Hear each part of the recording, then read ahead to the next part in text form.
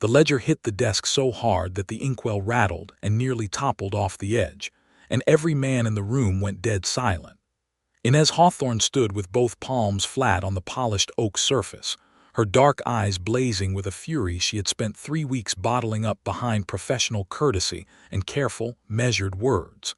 3 weeks of watching the numbers refuse to add up. 3 weeks of being dismissed with a wave of a broad, sun-browned hand. 3 weeks of being told she was mistaken, that she was new here, that she did not understand how things worked in Cutter's Creek, Colorado. She was done being patient. 47 head of cattle recorded as sold to the Millbrook Trading Company in September of 1882, she said, and her voice did not shake despite the fact that every man in that room, 4 ranch hands, 1 foreman and 1 very still, very dangerous Elias Prescott, was staring at her like she had just drawn a gun in a church. And 47 head recorded as inventory loss the very same week. You cannot sell cattle and also claim them as a loss, Mr. Prescott. Not in the same breath, not in the same column, not unless someone is hiding something. The silence stretched like a wire pulled too tight. Elias Prescott had not moved from his chair at the head of the table. He sat the way a mountain sat, absolutely, immovably, with a kind of patience that could have been mistaken for calm by anyone who did not look closely enough at his eyes. His eyes were looking at Inez Hawthorne very closely indeed, and they were not calm. They were the color of a Colorado sky before a storm, a deep and turbulent gray-blue that seemed to shift as he studied her, as if he were cataloging every feature of her face, deciding how serious she was, deciding exactly what kind of problem she represented. He had not survived 20 years in the cattle business by underestimating problems. Miss Hawthorne.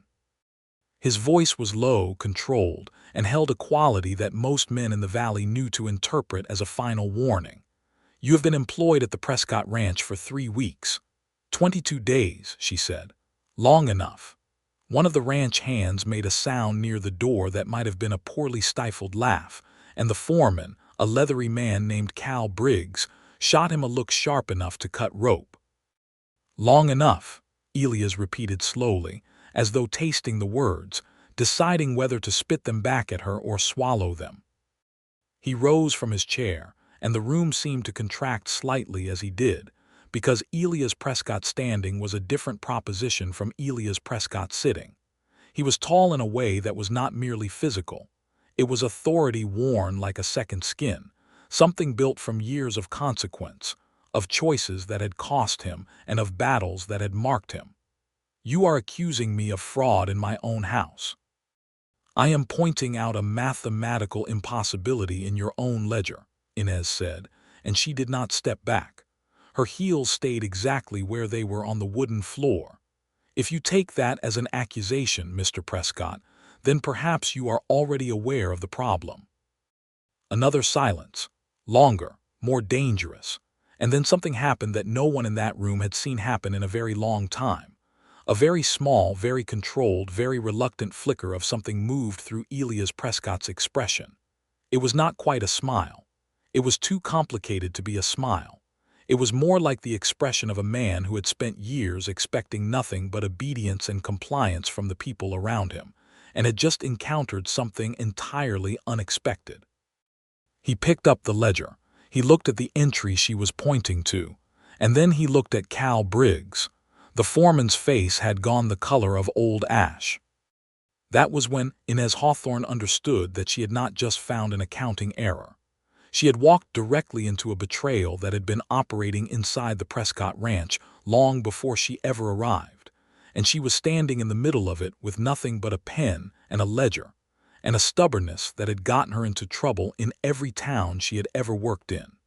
She would not find out for several more days how close to deadly that trouble was going to be.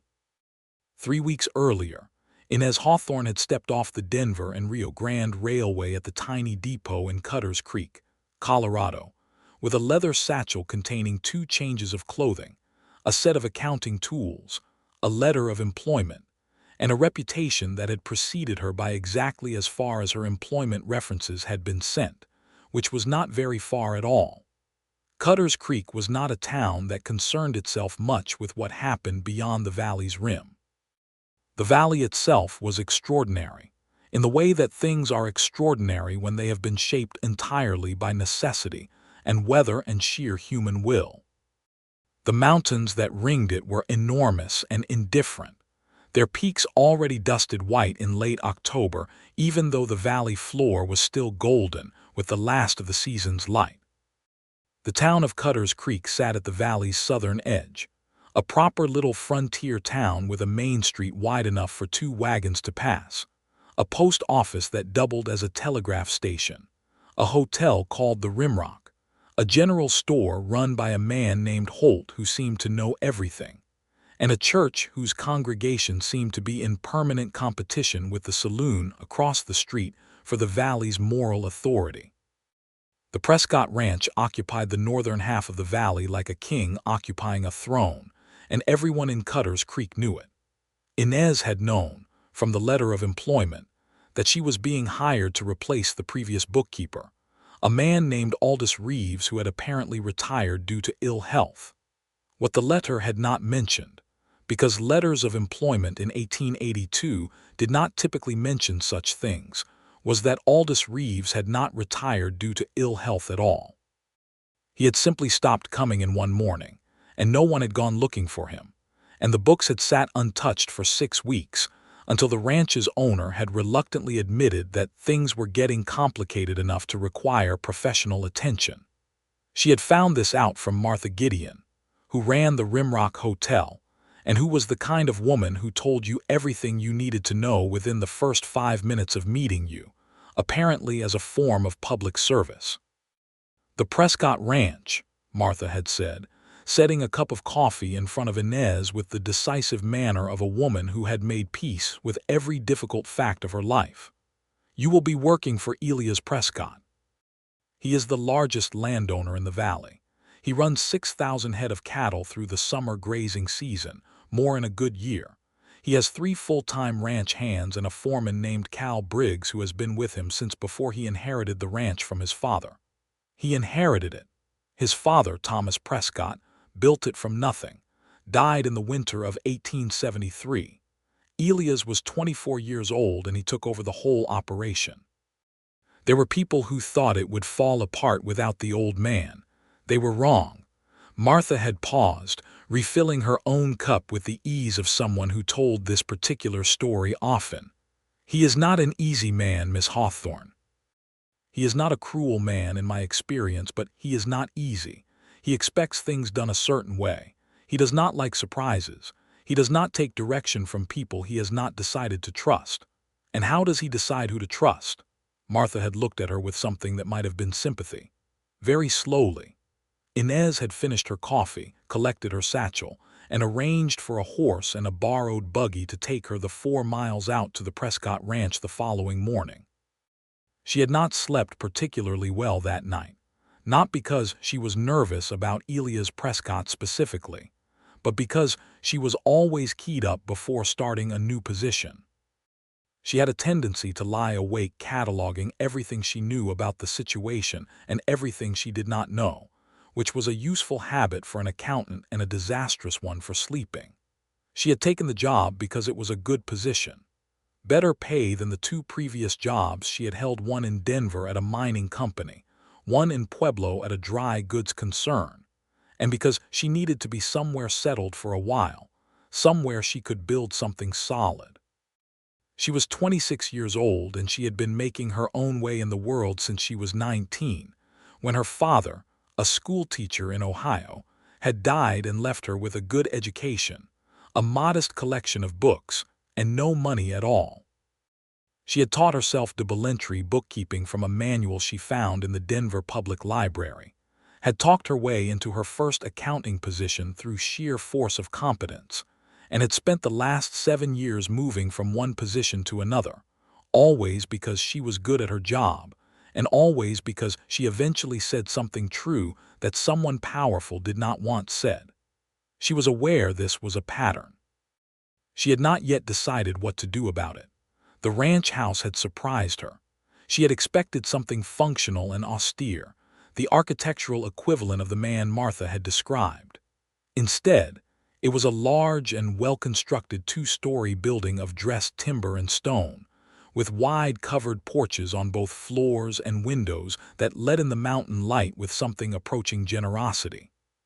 Someone had planted a kitchen garden to the east side that was going dormant now in the autumn chill, but showed evidence of considerable effort.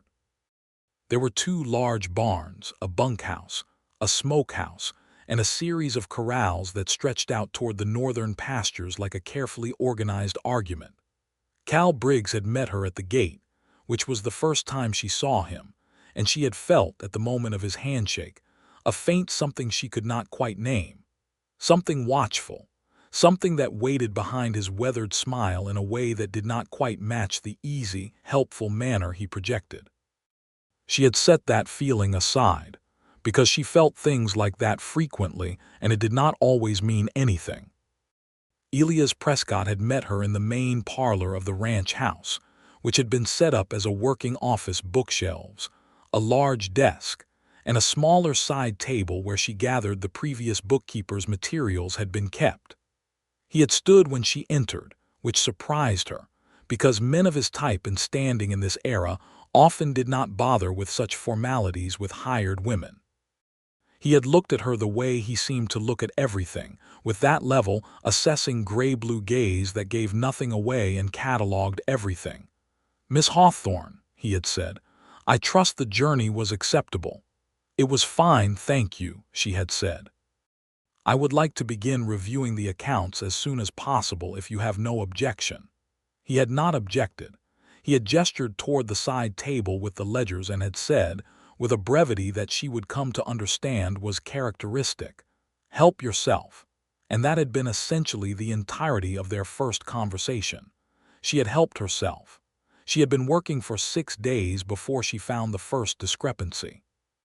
A small one, easily overlooked, a rounding difference in a feed supply invoice that did not quite match the receipts filed alongside it. She had noted it in the margin and moved on.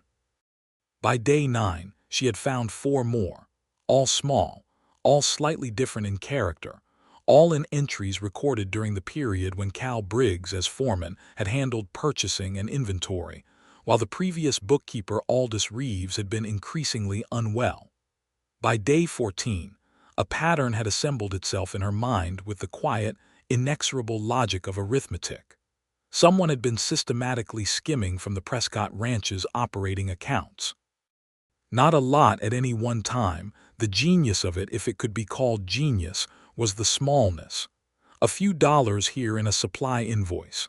A head of cattle there, double counted or claimed as lost.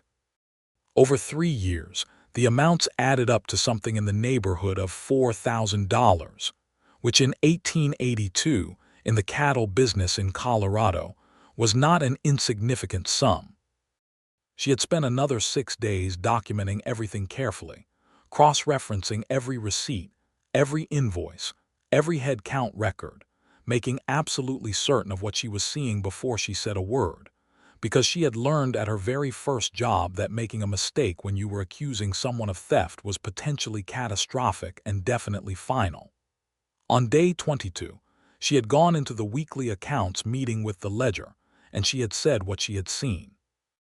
And now she was standing in a room full of silent men, watching Cal Briggs's face do the slow, terrible work of someone who has realized they have been caught, and watching Elias Prescott understand, in real time, that the man who had worked beside him for 12 years had been stealing from him. Elias put the ledger down very carefully, the way you put something down when your hands want to do something else entirely. He looked at Cal Briggs for a long moment. Cal's jaw was working, but no words came out. "Everybody out," Elias said. His voice had gone very quiet. Quiet, in Inez's brief experience of him, meant significantly more than loud did. The ranch hands filed out with the relieved speed of people excused from something terrible. Inez gathered her own things from the table and prepared to follow, because she had done what she came to do and she did not think she needed to be present for what came next. "Not you, Miss Hawthorne." He didn't look at her. He was still looking at Cal. "You stay." She stayed. What followed was not a scene she would ever quite be able to describe accurately afterward, because it was not a scene of violence or of shouting, and in some ways that made it more difficult to witness. Elias Prescott took the foreman he had known for 12 years through the full accounting of what the ledger showed, line by line, in a voice so controlled and so precise that it was like watching surgery. Cal Briggs did not deny it.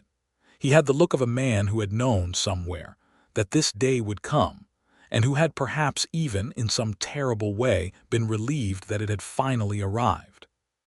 The explanation that came out of him, piece by piece, over the next 40 minutes, was not the explanation Inez had expected. She had expected simple greed.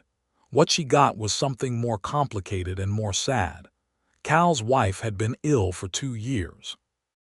Medical bills in 1882 were not covered by anything except what a man could scrape together, and Cal had scraped and scraped until there was nothing left to scrape, and then he had started taking small amounts from the accounts, intending to pay them back, never able to quite manage it, each small taking making the next easier and the one after that easier still. She was dead now. Cal's wife died the previous spring.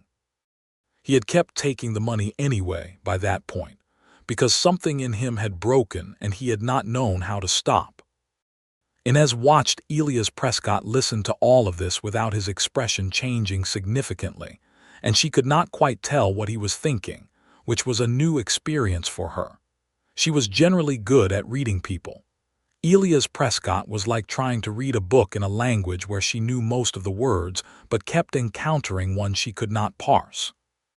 When it was done, Elias told Cal to pack his things, that he would have 2 days to clear the bunkhouse, that the ranch would not be pressing charges with the county sheriff, but that he was not to come back and he was not to speak of the accounts or of this conversation to anyone. Cal nodded once and left. Inez and Elias were alone in the office for the first time. She was not, she realized, entirely sure what to do with her hands, which was not a feeling she had often. She set the ledger back on the table and straightened the cover and decided to wait, because something told her that Elias Prescott was going to say something and that it was going to be important. "How long have you known?" he asked. "I confirmed it with certainty 4 days ago," she said. "Before that I was still gathering evidence. I didn't want to bring you something uncertain."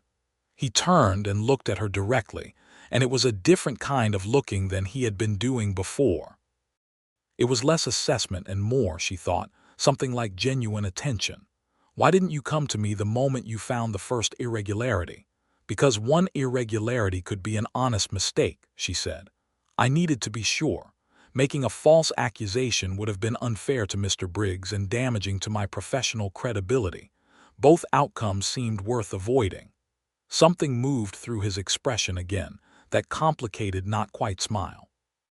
"Most bookkeepers I have encountered would have run directly to their employer with the first irregular entry they found. Very few of them would have considered fairness to the subject of the investigation." "Arithmetic should be fair," she said, which was something she genuinely believed. "If the numbers say someone is guilty, that should be because the numbers actually say it, not because someone was eager to find a culprit." He was quiet for a moment, and then he said, "I didn't know about Margaret Briggs's bills." "No," she said, "I don't think you did. He should have come to me." And she could hear, in those 5 words, something she had not expected from the most feared cattleman in the valley, which was the particular pain of a man who has discovered that someone did not trust him when trust might have mattered. "Perhaps he was afraid to," she said, carefully. "Not everyone finds it easy to ask for help from someone they perceive as having power over them." He looked at her sharply, and she met his gaze without flinching, because she meant it and she was not going to pretend she did not. "Are you suggesting that I am the kind of man who people are afraid to approach?" he asked. "I am suggesting that you have a reputation in this valley," she said, "and that reputations can make certain conversations feel impossible before they have even been attempted. I am not in a position to tell you whether your reputation is accurate. I have known you for 22 days. Another pause. Then, unexpectedly, something happened in his expression that loosened it slightly, not enough to be called warmth exactly, but something in that direction. "You are a very direct woman, Miss Hawthorne," he said. "Yes," she agreed. "It tends to cause difficulty." "I expect it does." He looked at the ledger on the table, and something in the set of his shoulders shifted, some weight being redistributed. "I will need you to prepare a full accounting of the irregularities for my records. I will also need you to recommend a system for preventing this kind of thing in the future." "I have already begun drafting both," she said, because she had. He looked at her again. That long, cataloging look that seemed to be reassessing something. "I suppose you have," he said, and it was the first thing he had said to her that contained something unambiguously positive. "Good night, Miss Hawthorne." "Good night, Mr. Prescott," she said, and gathered her things, and walked out into the cold Colorado evening, and stood for a moment on the porch breathing the clean, sharp mountain air, and trying to make sense of the peculiar feeling that had settled in her chest, like something had shifted without her permission. She decided it was just the relief of a difficult conversation being over. She was experienced enough with difficult conversations to know they sometimes left that feeling behind. She was not entirely sure she believed herself, but she chose to believe herself, because the alternative, that Elias Prescott was already, in 22 days, becoming something more complicated to her than an employer, was a complication she absolutely did not need. November came into the valley hard and cold, and the business of the ranch contracted around the demands of the season. Cattle were moved to lower winter pastures. The last of the season's supply deliveries were received and stored. The accounts, with Inez's full documentation and her new double verification system firmly in place, began to reflect, with complete and unambiguous clarity, what was actually happening in the Prescott Ranch's finances. This turned out to be somewhat better than Elias had feared, and somewhat worse in one specific area than either of them had anticipated. The specific area was the supply contracts. "Millbrook Trading Company," Inez said, on a cold November morning when the first real snow was sifting down outside the office windows in soft, unhurried curtains. She had a file of invoices in front of her and the expression of someone who has found a problem and is about to explain it very precisely. "They are charging you 11% above the regional market rate for grain and hay. They have been doing so since the spring of 1880. Elias looked up from the letter he had been drafting. "That's the contract Cal negotiated." "Yes," she said. "Cal negotiated it, and I cannot tell from the records whether he negotiated it badly or whether there was some other arrangement made that benefited him personally. Given what we already know about Cal's activities, I would want you to consider the second possibility." Elias set down his pen slowly. "You think Cal had an arrangement with Millbrook. I think the timing is suggestive and the terms are unusually favorable to the supplier," she said. "I cannot prove the rest without Millbrook's own accounts, which I cannot access, but I think it would be prudent to renegotiate the contract. Millbrook is the only major trading company within reliable distance," he said. "The next closest is 40 miles over the mountain pass. It closes in winter." "There is a smaller operation," she said. "Garner Brothers, out of Pueblo. They do not have Millbrook's inventory, but they have competitive prices on grain specifically, and grain is your largest single supply cost. If you split your contracts, grain from Garner, hay and equipment from Millbrook, but with a renegotiated rate, you could reduce supply costs by an estimated 7 to 9% annually." He looked at her for a long moment. "You've already looked into Garner Brothers." "I inquired by letter. I have their current rate schedule." She produced it from the file with the ease of someone who had been waiting for this exact moment, which she had been. "I apologize if I overstepped. You may prefer not to pursue the comparison, but I thought it would be more useful to have the information available than not." He took the rate schedule from her hand. Their fingers did not quite touch, but the exchange was close enough that she was aware of his hand in a way that she considered unnecessary and set aside firmly. "You didn't overstep," he said, reading the document. "This is your job. I wanted to be certain you agreed, she said. My previous employer felt that researching alternatives without explicit direction was presumptuous. Was your previous employer a fool? She blinked. He was a man who liked predictability, she said carefully.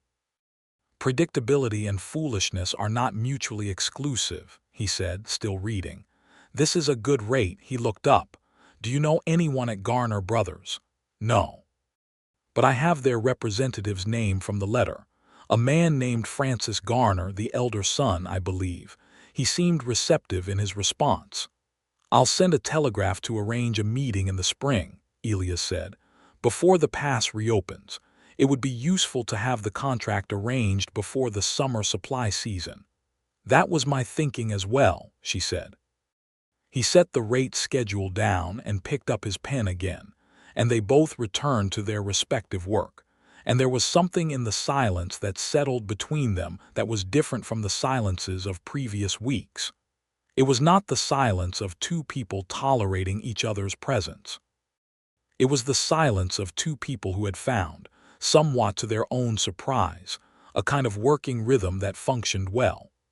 Inez noticed this and filed it under things she was paying attention to but not yet drawing conclusions about. 2 days later, an unexpected visitor arrived at the ranch. His name was Vernon Cross, and he was a land attorney from Denver, and he arrived in a hired coach in the early afternoon with the kind of deliberate, polished confidence that Inez associated with men who were accustomed to delivering news they expected to be received with gratitude, regardless of whether the news was actually good. He was shown into the office where Elias was reviewing cattle sale records, and Inez was at her side table constructing the quarterly summary, and he made himself comfortable in the chair across from Elias' desk, with the ease of someone who did not consider waiting to be invited to sit down. Mr. Prescott, he said, my name is Vernon Cross. I represent a consortium of investors from Denver who are interested in acquiring the northern parcel of the Prescott Ranch.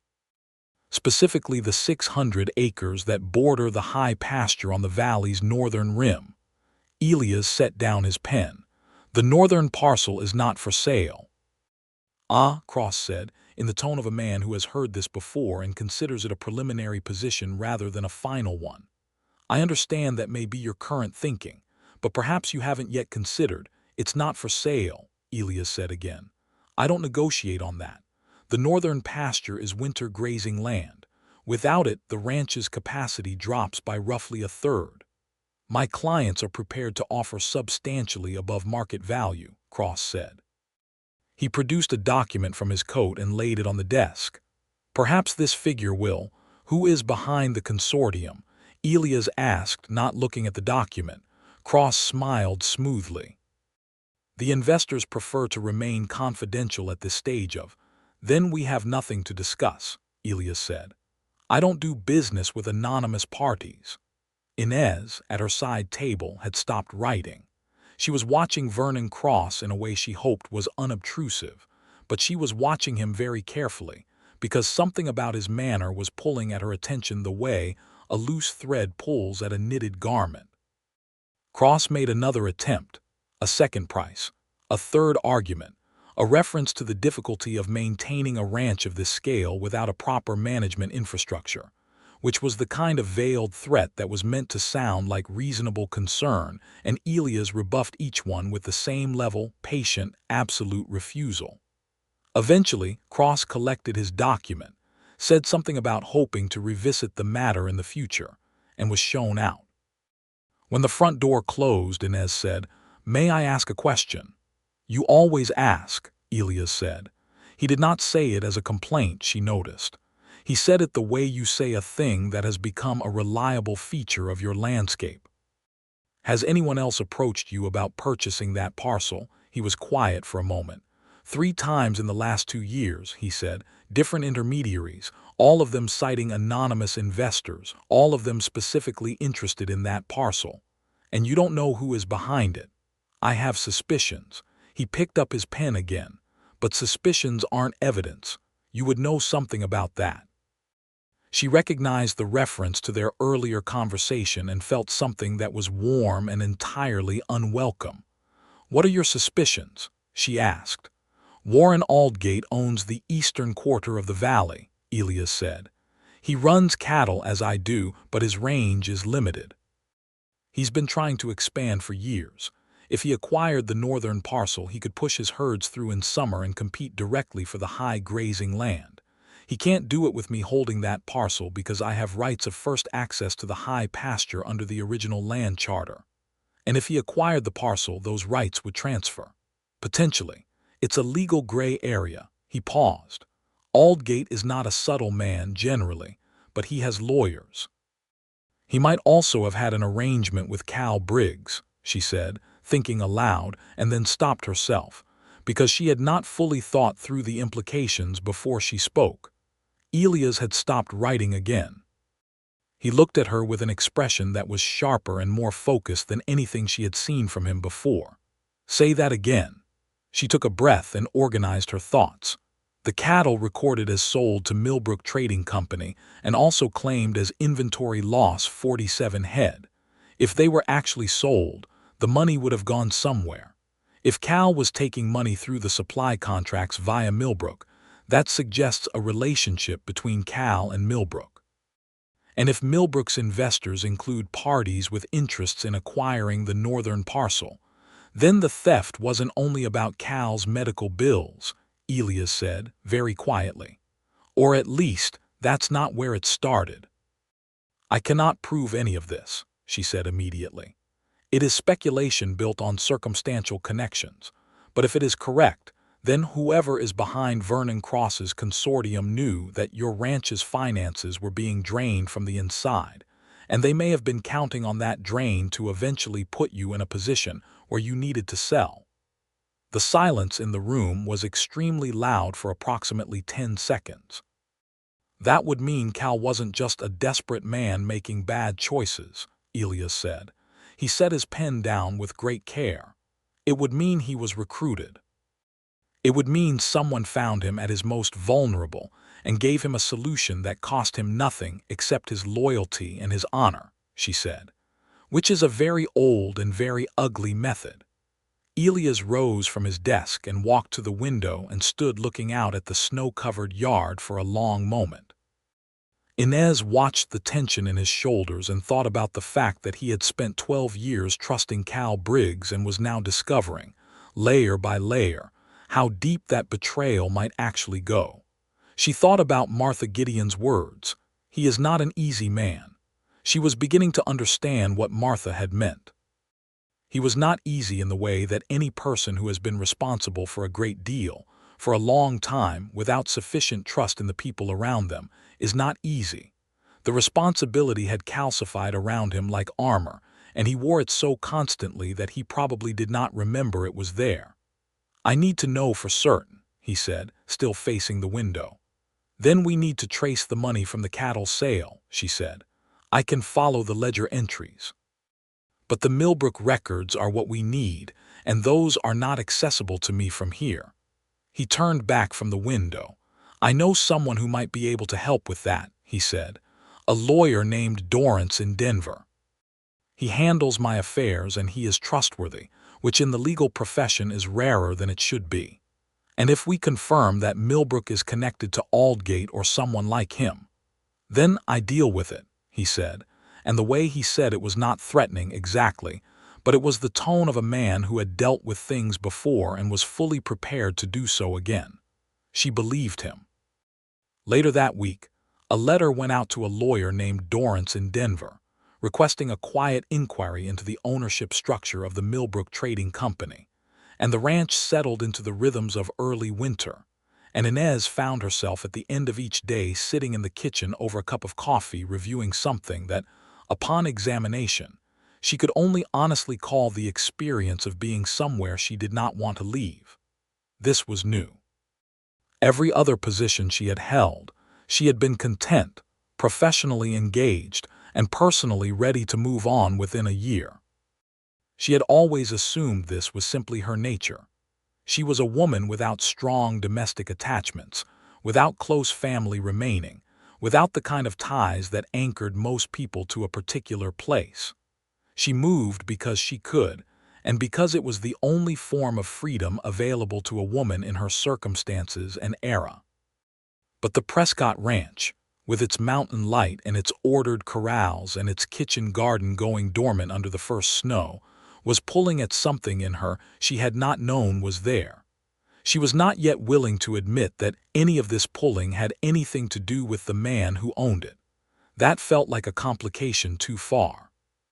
She had, after all, known him for less than a month, and yet she caught herself, at the end of long afternoons in the office, noticing the particular way he concentrated when he was reading, the small furrow between his brows, the occasional quiet sound he made when something confirmed or contradicted his expectations.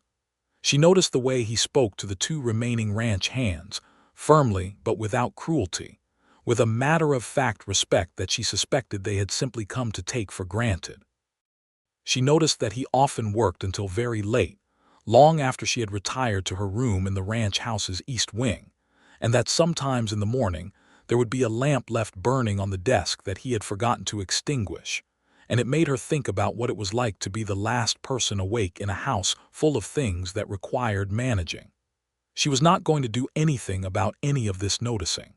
She was perfectly capable of noticing things and declining to act on them. It was, in fact, a skill she had honed over years of working in situations where acting on certain things would have been professionally fatal. What she was not prepared for was the evening in mid-November when she came back from a late errand to the general store in Cutter's Creek to find Elias Prescott in the kitchen, at the stove, making what appeared to be. She stood in the doorway for a moment to confirm this soup. He looked up when she came in. He was wearing his ordinary work clothes, no coat, and there was steam rising from a pot, and the kitchen smelled extraordinarily good. "The cook is sick," he said without preamble. "There is no one else. I can make soup." "I see that," she said. "Sit down," he said. "It will be ready in a few minutes." She sat down because the kitchen was warm and she was cold from the ride back, and because she could not think of a good reason not to. She took off her hat and her coat and hung them on the peg by the door and sat at the kitchen table and watched the most feared cattleman in the valley stir soup, which was the most incongruous thing she had witnessed since arriving in Cutter's Creek. "Can you cook?" she asked. "Adequately. My mother died when I was 11. My father could not cook at all. I learned out of necessity." He paused. "Can you?" "Yes," she said. "My mother believed it was essential for everyone regardless of their prospects. She used to say that hunger did not consult your professional situation before arriving." Something happened in his face at that, very quick, barely visible. "She sounds like a sensible woman." "She was," Inez said. "She died when I was 16. I have had occasion to appreciate her practicality many times since then." He ladled soup into 2 bowls and brought them to the table, which she had not expected. She had expected him to leave a bowl for her and take his own to the desk. And he sat across from her and they ate, and it was the most comfortable silence she had had in a very long time.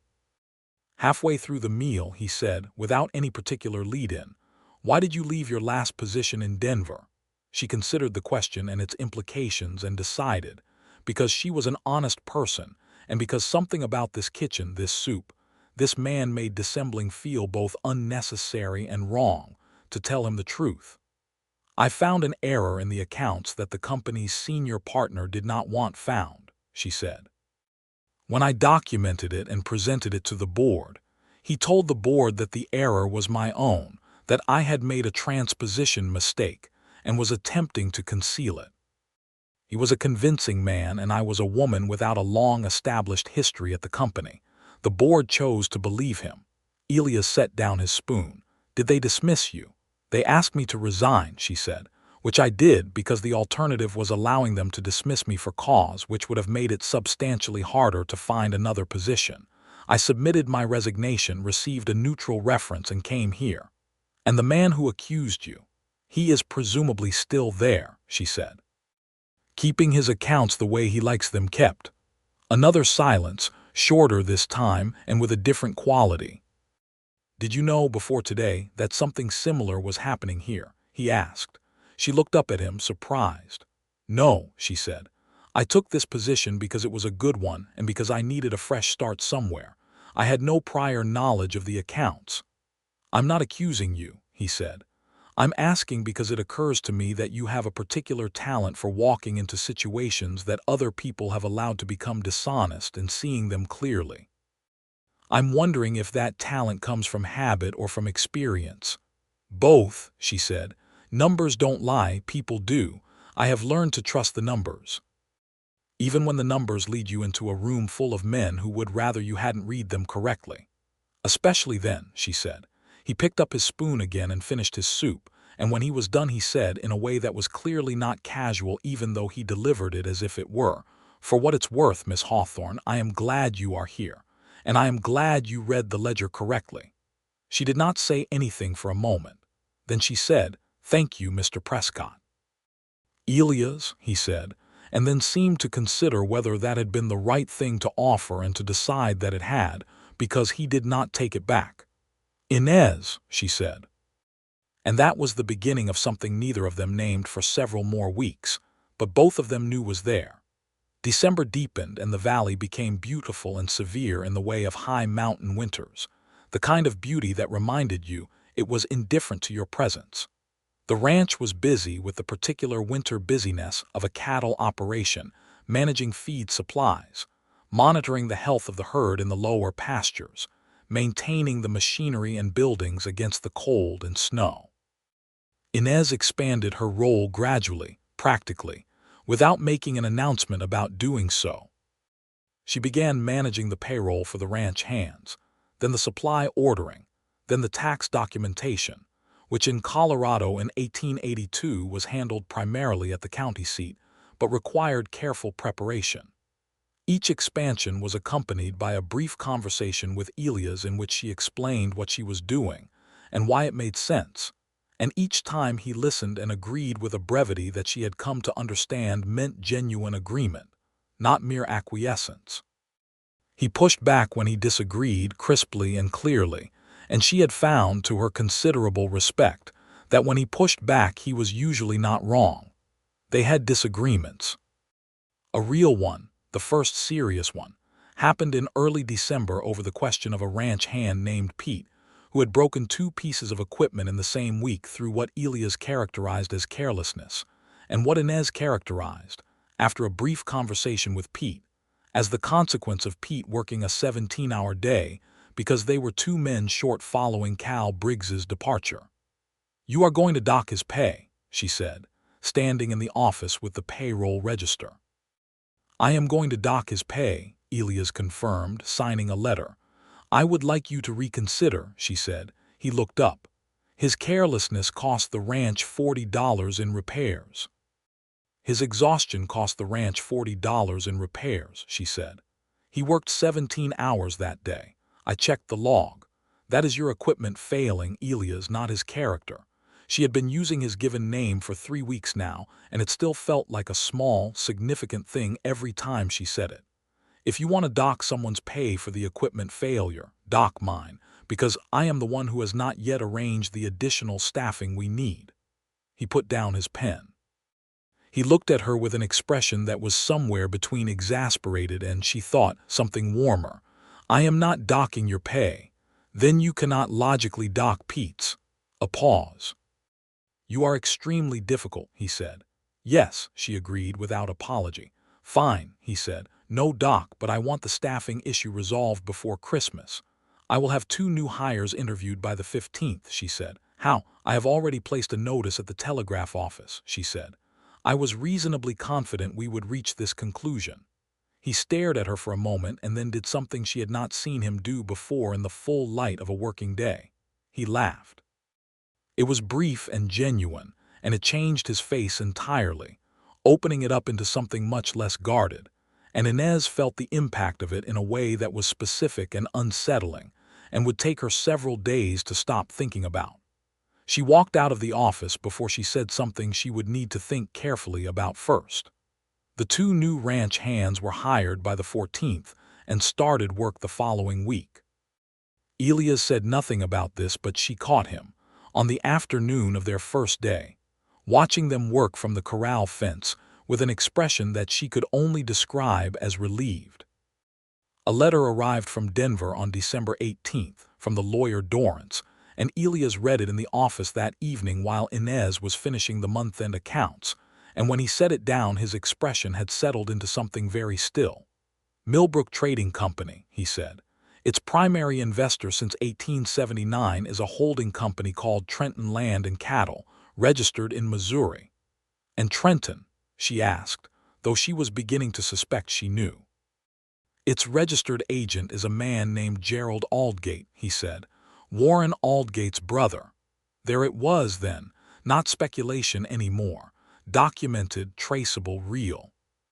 The conspiracy that had been operating inside the Prescott Ranch for years, the supply price gouging, the relationship with Cal Briggs, the steady financial drain designed to weaken the ranch's position and make the northern parcel look like a reasonable thing to sell, all of it traced back to one man's desire to expand his range at Elias' expense. Inez set down her pen and turned to face him properly. "What are you going to do?" "I am going to contact my lawyer," he said. "And I am going to deal with Warren Aldgate." He picked up the letter and folded it carefully. "Legally," he added, and she understood from the way he said it that this was a choice he was making deliberately, not because it was the easiest one. "The money Cal took," she said. "There may be a civil claim. If Aldgate was paying Cal to manipulate the accounts, Aldgate could be liable for the full amount of the loss." He looked at her. "You know something about civil law." "I know something about accounts," she said, "and about what gives a lawyer something to work with." "I think," he said slowly, "that you may be the most useful person I have ever employed." "That is not a particularly romantic compliment," she said, and then immediately wished she had said something else, or nothing at all, or been in a different room because she had not meant to use that word. The silence that followed was brief and electric and said more than either of them had yet managed to say directly. "No," he agreed, and there was something in his voice that was quiet and deliberate. "I suppose it isn't." He looked at her for a long, careful moment, and she looked back at him, and she thought about the kitchen and the soup and the way he laughed, and the fact that she had not wanted to leave this place since the first week she arrived, and she thought about how much more complicated this situation was about to become.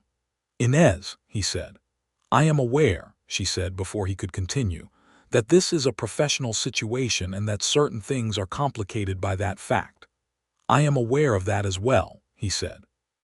"I am also aware that I am 33 years old, and that I have not said anything that felt true to me about this kind of matter in longer than I am comfortable admitting." She looked at him and thought about hidden motives and secrets and the slow, careful way he had begun to let her into the working of his mind over these weeks, and she thought about the fact that a man who had spent years being betrayed by the people closest to him was offering her something very measured and very genuine. "We should address the Aldgate situation first," she said. "Agreed," he said. "And then perhaps we can have a different conversation." "Agreed," he said again, and the way he said it made it a promise. January arrived and the legal machinery began to move, which in 1882 in Colorado was a slow and complicated business that required correspondence and patience, and the kind of meticulous documentation that Inez was specifically excellent at providing. The lawyer Dorrance came out from Denver in the second week of January, a slight, precise man with wire-rimmed spectacles, and the manner of someone who had seen most things and was rarely surprised by them. He reviewed everything Inez had prepared, the full accounting of the irregularities, the cross-referenced receipts, the comparative supply cost analysis, the documented connection between Millbrook and Trenton Land and Cattle. And he said, with quiet satisfaction, that this was one of the best prepared cases he had been given to work with in 15 years of practice. Inez thanked him and went back to her accounts, because the ranch did not stop needing its books kept simply because a legal matter was in progress. The action against Warren Aldgate and Millbrook Trading Company was filed with the district court in early February. Aldgate was notified. His lawyer, a man from Denver who was considerably more expensive than Dorrance, but, as it turned out, no more talented, sent a series of letters that amounted to an attempt to bluster the case into silence, which Dorrance dealt with methodically and without apparent irritation, because Dorrance was the kind of lawyer who had grown entirely impervious to bluster. Warren Aldgate himself appeared at the ranch in person on a gray February afternoon, which none of them had expected. He was a broad, ruddy man in his 50s, with the look of someone accustomed to getting his way by the simple application of his physical presence and the weight of his opinion. He arrived without advance notice, which was either arrogance or a deliberate tactical choice. Inez, watching from the office window as he dismounted in the yard, suspected it was both. Elias met him on the porch. She could see both of them from where she sat, and she could not hear the conversation, but she could read its shape well enough: Aldgate's expansive, confident gestures, the forward lean that tried to impose itself on the space, and then Elias, absolutely still, arms at his sides, with that quality of perfect refusal that was not aggression and not yielding and was simply impenetrable. After approximately 12 minutes, Aldgate remounted and rode back down the valley road. Elias came back into the office and stood in the doorway for a moment. He offered to settle, he said. For how much, she asked. 60% of documented losses. That is not enough, she said. No, he agreed. I told him so. He came the rest of the way into the room and sat down in his chair. He said that taking this to court would be bad for my reputation in the valley. She looked up. He threatened you. He attempted to, Elias said. It was not particularly effective. What did you say? I said that my reputation in this valley is my own business and that his concern for it was noted. He picked up his pen. And then I said good afternoon. She felt the particular, warm, complicated feeling that she had been carefully managing for the past 2 months do something that was no longer entirely manageable. She turned back to her accounts because it was the professional thing to do, and she worked in focused silence for the next hour. And she was entirely aware of him on the other side of the room, working at his own desk.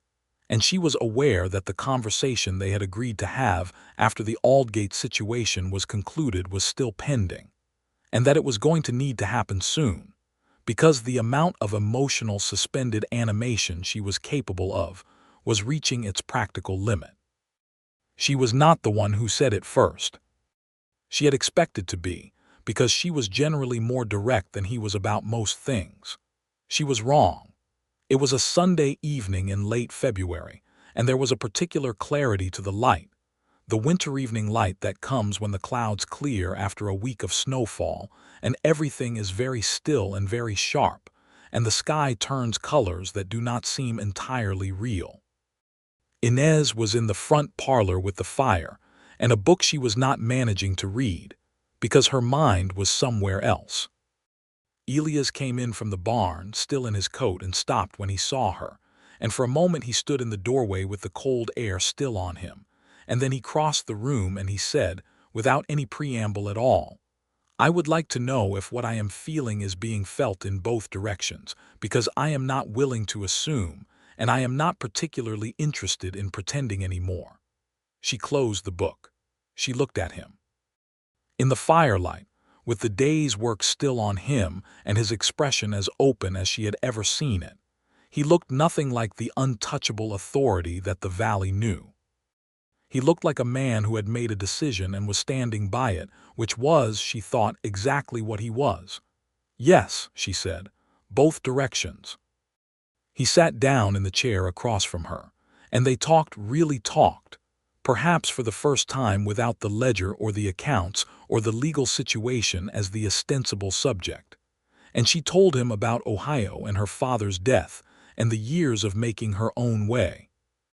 And he told her about his father and about the ranch and about the long years of managing everything alone and never quite trusting anyone fully, because the costs of misplaced trust had been demonstrated to him so early and so clearly that he had simply stopped offering it as a matter of habit. Until the day you walked in here and told me my own ledger was lying, he said. I told you the ledger was right. she said. And that someone else was lying. That distinction mattered to you. Numbers are the most honest thing I know, she said. They are incapable of having a hidden motive. Unlike people, he said. Unlike people, she agreed. Which is why I spent years preferring them. And now, he asked. She looked at him across the fire-lit room and thought about how unexpected this was, and how right it felt, and how she had spent years being the kind of woman who moved on before anything became permanent, and how she did not, right now, want to move on from this. Now, she said, I am finding that I can tolerate at least one person who is not a ledger entry. It was not, she supposed, a particularly romantic thing to say either. But he smiled, and it was the full, unguarded smile she had first seen that day in the office when she had refused to back down, and it reached his eyes and stayed there, and she thought that whatever came next was going to be worth the arithmetic of all the difficult years it had taken to arrive here. What came next was spring. Spring in the valley was an argument between seasons that the mountains won eventually, but not without effort from every other party involved. The pass reopened in late March, and the first supply wagons came through, and the ranch began its seasonal expansion. 2 additional ranch hands were brought on for the summer season. The cattle were moved gradually back to the higher pastures as the snow retreated. The kitchen garden, which Inez had spent the winter planning obsessively with a seed catalog she had ordered from Denver, was planted in April with a precision that the 2 ranch hands assigned to help her found both impressive and faintly alarming. She had not expected to care about the kitchen garden. She had never grown anything in her life. But there was something about this piece of land, this specific square of dark Colorado soil, that felt like a claim she was making, not on the ranch, but on the idea of staying. She was staying. She had decided. She had written to her only close correspondent, a woman named Ruth Beckett who had been a colleague at the Denver Mining Company, and told her so, and Ruth had written back a letter that contained the sentences, I am glad you have found something that makes you want to stay in one place, and tell me everything about the man immediately. Inez had written back a very measured and professionally worded description of the situation that Ruth would have seen through instantly. The legal matter with Aldgate moved forward through March and April with the steady, grinding pace of territorial court proceedings. His lawyers made various motions. Dorrance addressed each one. The documented evidence was, as Dorrance kept pointing out with quiet satisfaction, extremely solid, and Aldgate's alternative explanation for the Millbrook connection to his brother's holding company grew increasingly thin with each exchange. In early May, Warren Aldgate settled. 92% of documented losses, plus legal fees, paid to the Prescott Ranch within 30 days. Elias received the settlement letter at the desk where he had been sitting when Inez had first dropped the ledger in front of him all those months ago, and he read it, and he put it down, and he looked at her across the room. Well, he said. Well, she agreed. You found it, he said. The ledger found it, she said. I just read it correctly. He rose from his desk and crossed the room and stopped in front of her, and in the particular, charged, sunlit morning air of the Prescott Ranch office he said, I would like to ask you something, and I want you to understand that the answer will not affect your position here regardless of what it is. I know that, she said. I want to ask you to marry me, he said. I want you to know that I am asking because you are the most remarkable person I have met in my adult life, and because I have been alone for a very long time, and because every morning when I come in here and see that you are already at the accounts I feel, something I don't have a precise word for, and I am asking you to marry me because I would like to feel that for the rest of my life. She looked at him for a long moment. This tall, difficult, guarded, fundamentally decent man who had trusted her with his books and his secrets and his slowly offered openness, and she thought about all the places she had worked and left, and the ways she had always managed not to need anything she could not carry with her. Yes, she said, but I need you to know that I will continue to argue with the ledger whenever the ledger is wrong. I would not have it any other way, he said. They were married in the Cutters Creek Church on the 20th of June, 1883, on a day so clear and so impossibly blue that the mountains looked painted against the sky. Martha Gideon was there, and the two newer ranch hands and their wives, and Francis Garner and his wife, who had driven up from Pueblo for the occasion, and the lawyer Dorrance, who had made the journey from Denver and spent the reception making friends with everyone he met, because it turned out that outside of a courtroom he was unexpectedly charming. The minister, a man named Addison who had been in Cutters Creek for 11 years, conducted the ceremony with the kind of warm authority that suggested he had married a great many people and believed, genuinely and without qualification, in the institution. Inez stood in her good dress, a dark blue wool that she had ordered from Denver in April, the best thing she owned, and Elias stood beside her in a suit that she had never seen him wear before and that fit him better than anything she had imagined, and they said the words that were required and then the words that were their own.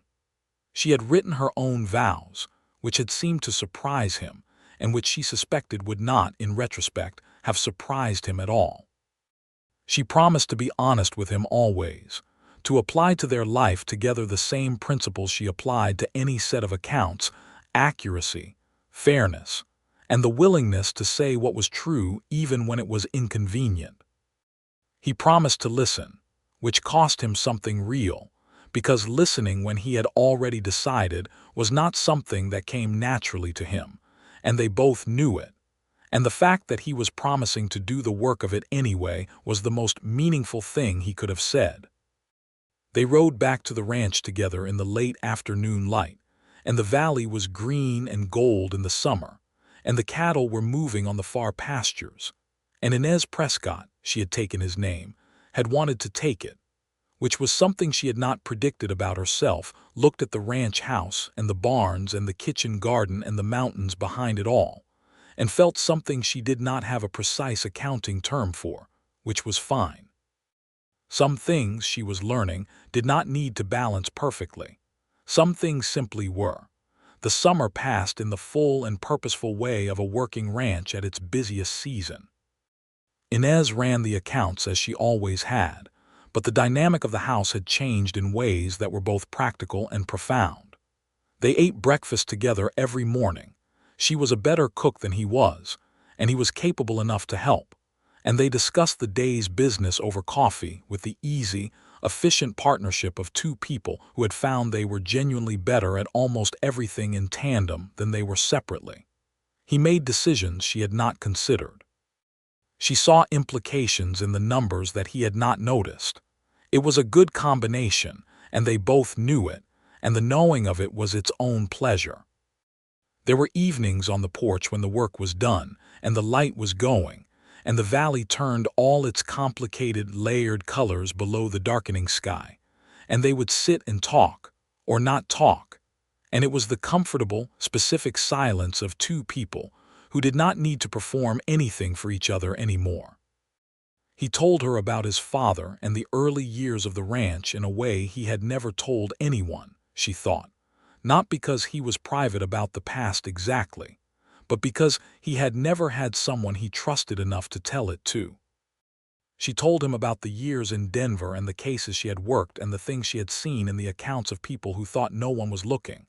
"You have been fighting for honesty in numbers your whole career," he said one evening. "I have been fighting to be believed about honesty in numbers," she corrected. The fighting was generally not the interesting part. "Is it interesting now?" She considered the question seriously, the way she considered all questions. "Not fighting," she said, "which is different. What you and I do here is not fighting, it is building."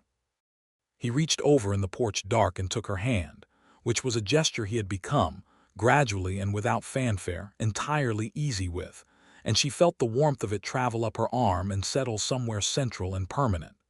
"Yes," he said, "building." In October, she told him she was expecting a child. She had not been certain until the previous week, and she had spent that week doing what she always did with uncertain information, which was verify it until she was sure. When she was sure, she told him in the office, which was where they had begun, which felt right. He did not say anything for a moment. He looked at her with an expression she had never seen on his face before, something that was not quite any word she had. And then he rose from his desk and came around it and took her hands in both of his, very carefully. And she thought for a moment that the most feared cattleman in the valley was trying not to let her see how moved he was. She could see anyway. "Are you well?" he asked. "I am very well," she said. "Good," he said, and held her hands. And the quiet that settled around them was the quietest and the most complete she had ever been inside. Their son, Thomas, named for Elias' father, was born in June of 1884.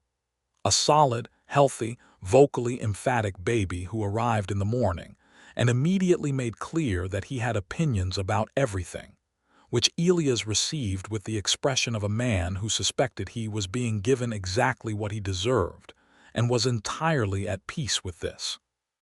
Martha Gideon came to help for the first 2 weeks, which was a godsend because Martha's approach to a newborn was the same as her approach to running a hotel: organized, calm, and completely without panic. Inez was a quick recoverer and was back at her accounts within 3 weeks, with Thomas in a cradle beside the side table, which became the baby's natural habitat, and meant that Thomas Prescott grew up with the sound of a pen scratching across paper as a comfort sound. The ranch continued to grow, carefully and deliberately, in the way that things grow when they are managed by people who understand both the numbers and the land. In the spring of 1885, Elias acquired a small additional parcel of land to the west that had come up for sale. Not the northern parcel that Aldgate had wanted, but a western meadow that expanded the summer grazing range and reduced pressure on the existing pastures. Inez had run the numbers 3 times before recommending the purchase and had presented him with a full 5-year projection showing the expected return on the investment. He had read the projection with the focused attention he gave everything she produced, and then looked at her and said, "Buy it." And she had sent the letter to Dorrance the same afternoon. Warren Aldgate had, following the settlement and the resulting quiet public knowledge of what his scheme had involved, gradually lost the standing he had held in the valley, because Cutter's Creek was a small community and small communities had long memories. He remained on his property and worked his cattle and caused no further difficulty, which was, Inez supposed, all that anyone could reasonably expect. Cal Briggs had gone north to Wyoming, as far as she knew. She thought about him sometimes with the same complicated mix of understanding and sadness that she had felt that afternoon in the office. He had been a man who made wrong choices at desperate moments and paid for them for the rest of his life. She hoped sometimes that he had found something better somewhere. She had no way of knowing. The kitchen garden in 1885 was in its 3rd season and considerably better than the first 2. She had discovered that she had a genuine gift for it, which had surprised her completely. The summer tomatoes were extraordinary. The beans were reliable. She had added a section of herbs that she used for the kitchen and also, experimentally, for a small side enterprise of dried herb bundles sold through Holt's General Store in town, which was not significant financially, but was satisfying in a way that was specifically hers. Elias had raised an eyebrow at the herb bundles when she mentioned them. Not an objection, but in the way he raised an eyebrow when she did something he had not anticipated, which still happened regularly, and which she suspected he had privately come to enjoy. Thomas was a year old and walking with the determined, slightly lurching gait of a child who has decided that mobility is the most important thing and is not going to let inexperience slow him down. He had his father's gray-blue eyes and his mother's focused expression, and was already, at 12 months, very interested in the objects on the desk and the entries in the open ledger, which Inez considered a good sign, and Elias considered with wary amusement. "He is going to be an accountant," Elias said one morning, watching Thomas study a pencil with scientific intensity. "Or a ranch owner," she said. "Both," Elias said. "God help us." She laughed, and he smiled, and it was a perfectly ordinary domestic morning at the Prescott Ranch. And it was, she thought, the thing she had spent most of her adult life not knowing she was looking for. In the winter of 1885, a letter arrived from Ruth Beckett in Denver that contained, among other news, the information that the man who had accused Inez of the accounting error at the Denver Mining Company had been dismissed that autumn following the discovery of a substantial irregularity in the company's accounts, which he had been unable to explain satisfactorily. The letter's precise, slightly arched tone conveyed Ruth's satisfaction in this outcome without saying so directly, which was very Ruth. Inez read the letter twice and put it in the drawer and felt something she identified as the complicated, not entirely comfortable satisfaction of a justice she had not sought but which had arrived anyway in its own time by its own logic. Numbers, she thought. They were always, eventually, honest. She did not tell Elias about the letter for several days, and when she did he read it and set it down and said, "I am glad you were here and not there," which was the most succinct and precisely accurate thing anyone had said about the whole sequence of events, and she agreed completely. Their second child was a daughter, Clara, born in February of 1887. Clara arrived in the world with what the doctor, a man named Harkins who had come to Cutter's Creek in 1885 and set up a proper practice, described as excellent constitution, and what Martha Gideon, who was present as she had been for Thomas, described as remarkable lungs, which was Martha's tactful way of noting that Clara had strong opinions about being born.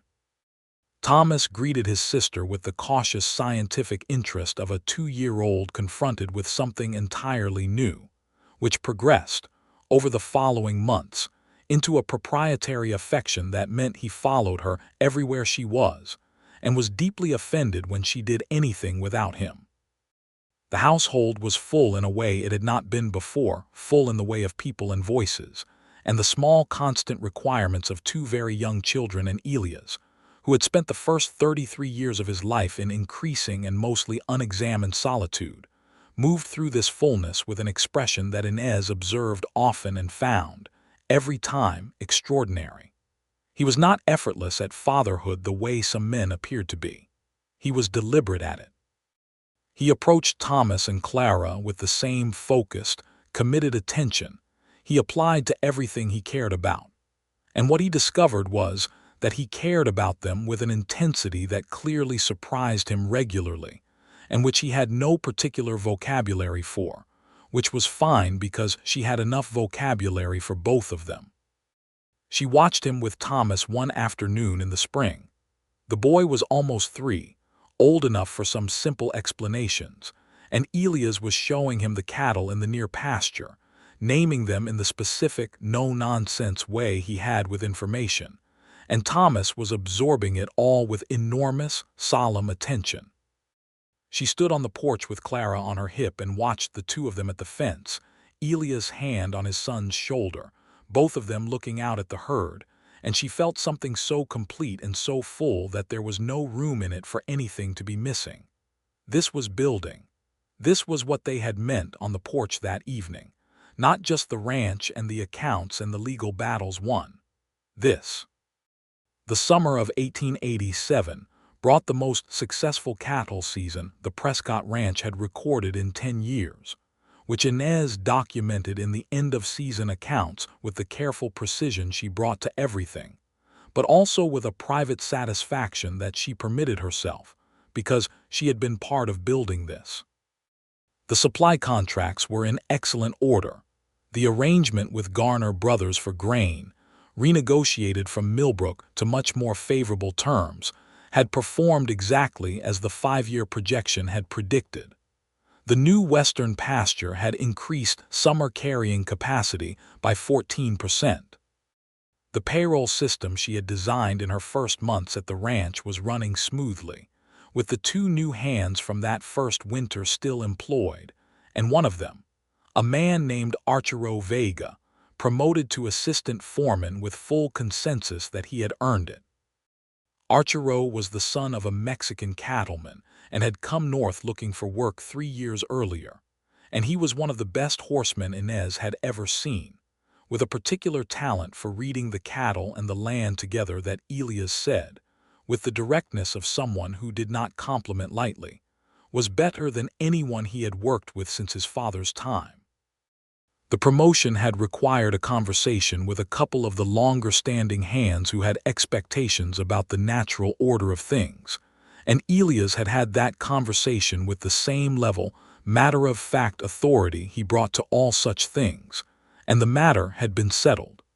Inez had told him afterward that she thought he had handled it well.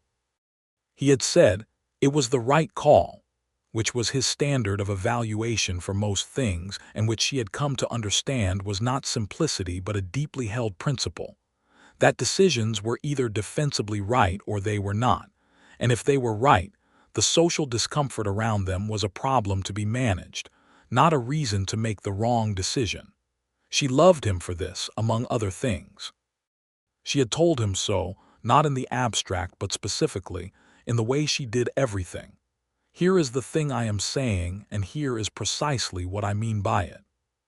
He had received this with the same quality of moved, careful attention he gave to everything that mattered to him, and had said that she had made him better at being alive, which she thought was the most honest and the most profound thing he had ever said, and which she put away somewhere very deep and kept.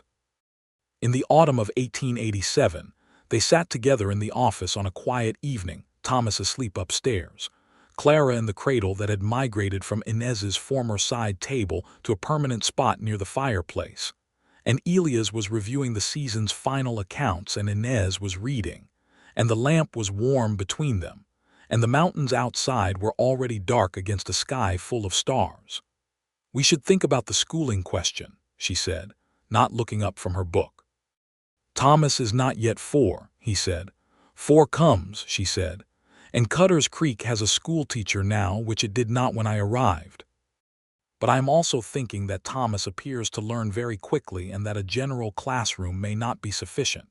You are already planning his curriculum," Elias said, and it was not quite a question. "I am considering the question," she said. "There is a difference." "There is," he agreed, and she could hear, without looking up, the contained amusement that lived in his voice when she was being particularly herself. "What are you considering?" "That he should learn everything," she said. "The ranch, yes, because that is his inheritance and he should know it bone deep. But also mathematics, history, reading beyond primers.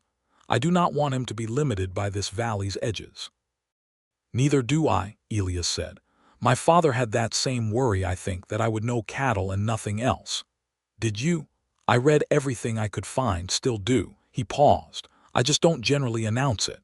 She did look up then at the deliberate understatement in his voice and found him watching her with the quiet, complete expression that she still, after more than 4 years, was not entirely habituated to. "The feared cattleman reads everything he can find," she said. "The feared cattleman's wife argues with ledgers and grows herbs, and is raising 2 children who will be considerably more remarkable than either of their parents," he said. "The arithmetic on that is uncertain," she said. "I believe in the projection," he said, and she smiled at him across the lamplight and the accounts and the sleeping baby and the whole particular, irreplaceable fact of this life, and thought that she did too. The following spring, 1888, they celebrated 5 years since the morning she had arrived at the Prescott Ranch with a leather satchel, and a letter of employment, and a stubbornness that had gotten her into trouble in every town she had worked in before this one. Martha Gideon organized a small celebration at the Rimrock Hotel, insisting on it with the decisive authority of a woman who had been invested in this story from the beginning. And a dozen people from the valley came, including Arturo and his wife Elena, who had arrived the previous year, and proved to be exactly the kind of person who makes a community better simply by being in it. Elias gave a toast that was brief and genuine, and caused Inez to press her lips together very firmly for approximately 5 seconds to prevent herself from crying in front of 12 people, which she managed, just barely. She gave her own toast, which was longer than his and contained, she was told afterward by Martha, several things that made the room laugh and two that made people cry, which she considered a reasonable distribution for 5 years of an extraordinary life. Thomas, who was at the dinner because he was 4 now and the evening felt important, sat between his parents with the focused gravity of a child taking everything in, and Clara was on Inez's lap for the toasts and showed tremendous enthusiasm for the bread rolls and complete indifference to the speeches, which everyone agreed was entirely appropriate. Later that night, after the children were asleep and the house was quiet, Elias and Inez sat on the porch in the spring night, and the valley was dark and full of the sound of the creek running high with snowmelt, and the stars were the particular stars of that high, clear altitude, more of them than anywhere else she had ever been. 5 years, she said. 5 years since you walked into my office and told me my own books were wrong, he said. They were, she said. They were, he agreed. And so was I about several things, and you fixed both. She leaned against him, which she could do now with the ease of long habit, and he put his arm around her and they stayed in the quiet for a while. What do you want, he said, for the next 5 years? She thought about it seriously because she took all questions seriously. More of this, she said. Better accounts every year, Thomas in school and reading everything. Clara wherever she decides she is going, because I already have the feeling she is going to go in directions we cannot predict. She paused. Another child, perhaps, if we are lucky. That, he said, with a quality in his voice that she recognized as something carefully held, sounds like an excellent projection. She looked up at the stars. The creek ran somewhere in the dark. The mountains, enormous and indifferent, held the valley in their enormous hands, and inside those hands, on a ranch that had been built and nearly lost and fought for and documented and reclaimed, 2 people sat in the spring night with their history behind them and their accounting clear. The numbers, as always, were honest. 12 months later, in the spring of 1889, their 3rd child was born, a boy they named Samuel, for no one in particular except that it was a name they both liked, solid and unpretentious, and exactly the kind of name that could belong to anyone the boy decided to be. He arrived on a clear morning when the valley was green, and the cattle were moving back to the high pastures, and the kitchen garden was getting its 3rd planting of the season.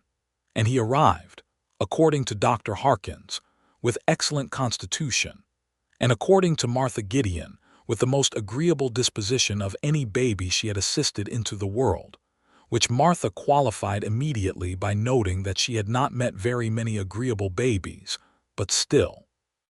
Thomas, who was 5, received his new brother with the cautious scientific interest that was becoming his characteristic response to new situations.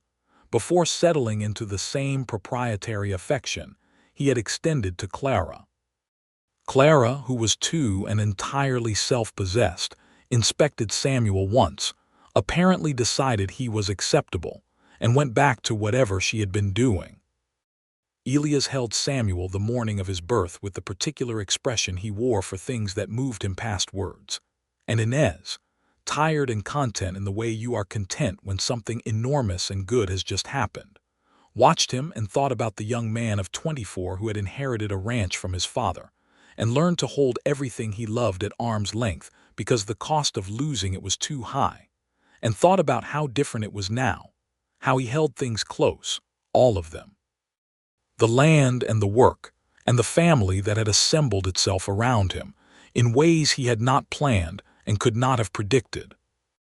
The ledger of the Prescott Ranch, kept immaculately and cross-referenced and double-verified and growing more detailed and more accurate every year, sat on the desk in the office where it had always sat.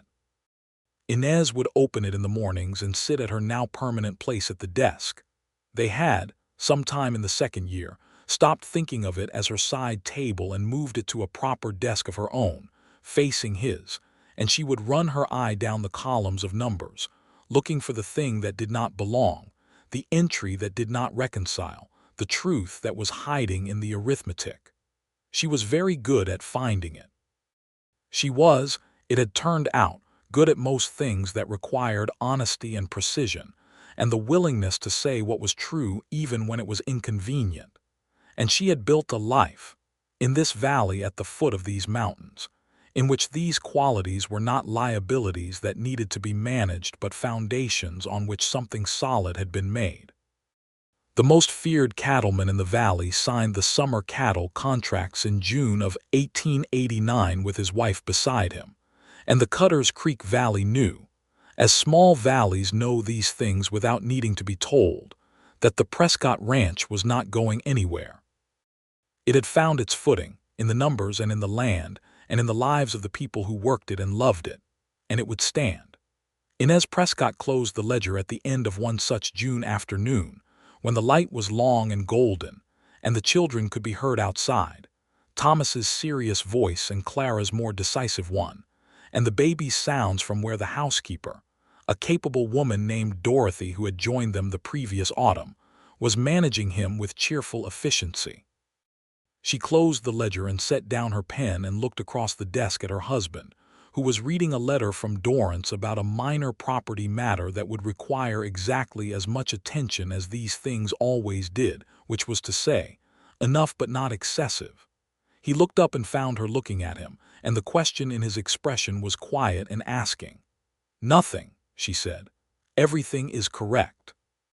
He understood that she meant the books, and he understood that she meant more than the books, and the look he gave her across the desk was the look of a man who has, improbably and unexpectedly and entirely without plan, arrived at the life he most needed with the person who made it make sense. "Good," he said. Outside, the mountains held the valley. The cattle moved in the pastures. The creek ran clear and cold. The kitchen garden was summerful and green. And the Prescott Ranch ledger, honest and meticulous and argued with whenever argument was warranted, balanced exactly as it should. All columns clear, all entries verified, all accounts in order, everything true.